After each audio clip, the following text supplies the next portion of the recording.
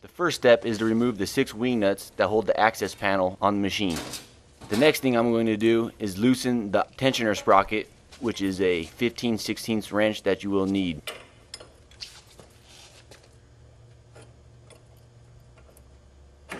This is the tensioner sprocket, which moves up and down to keep the tension on the chain. Now I'm going to remove the chain so I can access the pumps, the electric motor if necessary. The B pump is turning freely. Now let's check the A pump. Not so easy to turn. Even though the electric motor was able to turn it, I cannot turn it by hand. Therefore, I'm going to remove it off the machine and rebuild it.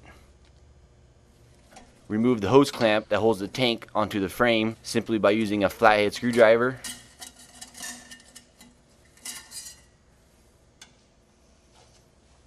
The next step is to remove the tank, which is done by hand here. No tools necessary.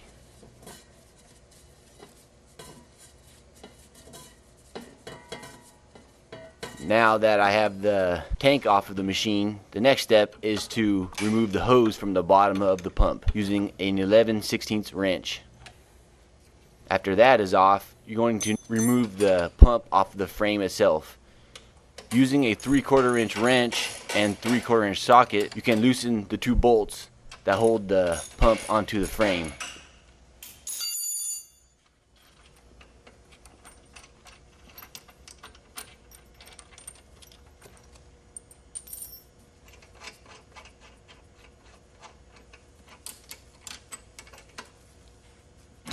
It's much easier to remove this pump off of the frame instead of trying to rebuild it while it's still attached to the frame itself. Okay, once I have my pump in the vise, I'm going to remove the 8 Allen bolts that hold the back housing on.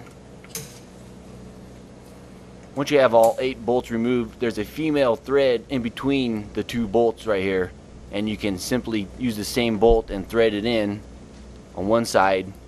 As you can see, the housing now starts to remove. On the caddy corner, there's the same thread that you can use to screw the bolt into, and it'll help remove the back housing here. You have to alternate the screw back and forth to get it to come off of the pump.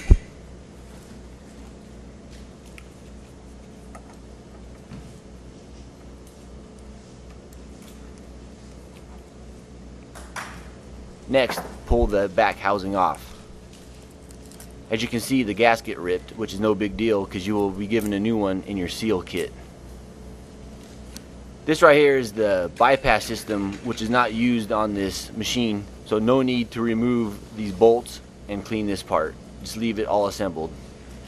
Next, I'm going to remove the smaller gear and shaft from the housing. Using a rag, I put in the vise to clamp onto the shaft not to damage it. You need to twist the pump as you pull on it, which will help remove the small shaft and gear from the housing. Next, we need to remove the second gear from the main drive shaft itself. There's a large retaining ring on here that you need to remove using a pair of snap ring pliers.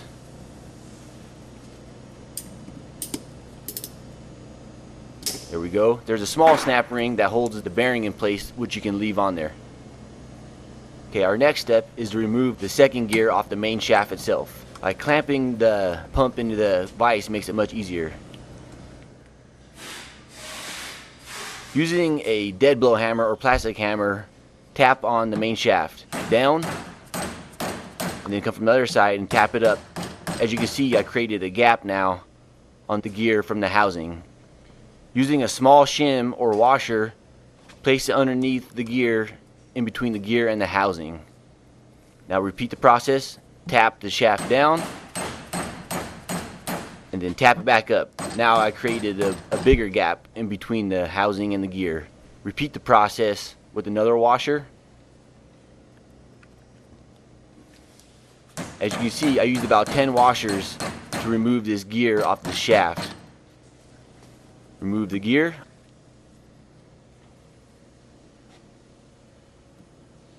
Now remove the washers I used as shims. Now there's a small key that holds that gear in place on that main shaft that you need to remove using a pair of pliers. Next, remove the entire main shaft out of the pump by tapping with your hammer.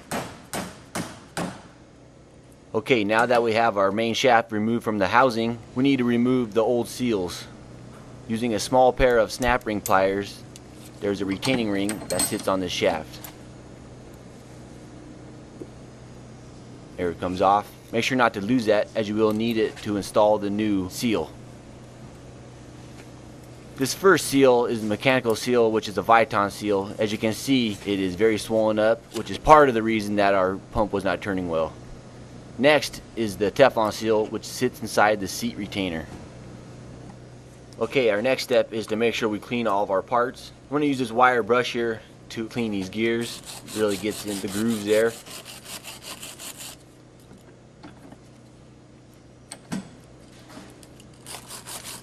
Next, I'm going to clean the back housing. Down in these pockets right here, you're going to have a lot of buildup of old epoxy. See that right there? There's a big chunk of it that you need to remove. There's also another pocket down here that you need to clean out on the main housing. More of the debris that you need to remove. Just over time it gets built up in there. And in this front housing right here is where the mechanical seal sits, and you'll see a lot of buildup in here too. Next, I'm removing the small Viton O-ring that sits inside this housing. You will get a new one with your seal kit, so don't worry about saving that. That's trash. Go ahead and get in there and get all that old epoxy out of there. Very nice to have a wire wheel to really get in and buff some of these parts out. I'm using this wire wheel for the back housing. And then the main drive shaft right here to clean off all the old stuff.